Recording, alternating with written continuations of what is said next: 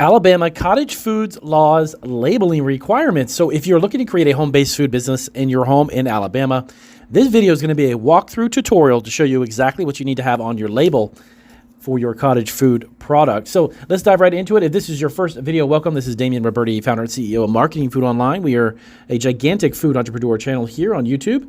This channel is Cottage Food Laws. It's all about home-based food businesses. Definitely hit the subscribe button. We're going to have all kinds of great information for every state, including additional information on how to market your cottage food business, packaging, labeling, and everything else.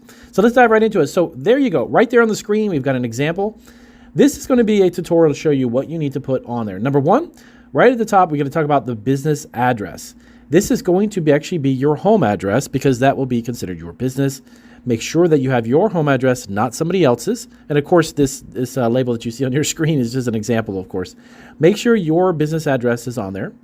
Next up, the business name. So if it happens to be Sarah's Cookie Company or Sarah's Chocolate Chip Cookie Company, whatever it may be, make sure the business name is present. Next up is ingredients. Now, the ingredient listing right there, that's going to be from the most used to the least. So for instance, most of the time, of course, let's say chocolate chip cookies, which is a great example. Flour is the most prevalent used ingredient, so that's going to be the first, and then you're going to go all the way down to the least used, based upon your recipe, of course.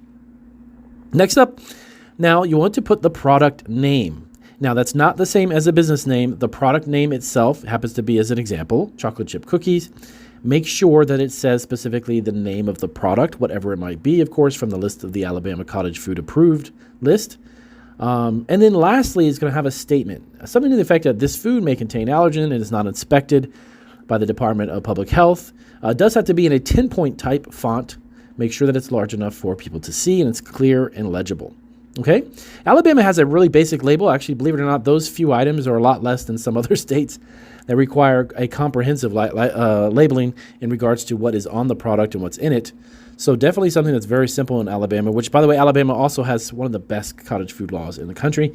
So if this is your first video, definitely check out our channel here. We have a full video on Alabama's cottage food laws, including the foods and how much money you can make and all that good stuff. But I wanted to put together a labeling video to make sure you understand what is going on. Now, each and every state, we're going to go through each state and have example labels just like this. So we'll definitely see you on our other videos. And if you have any other questions about labeling your cottage foods in Alabama, let us know down below. And I'll see you on our next video.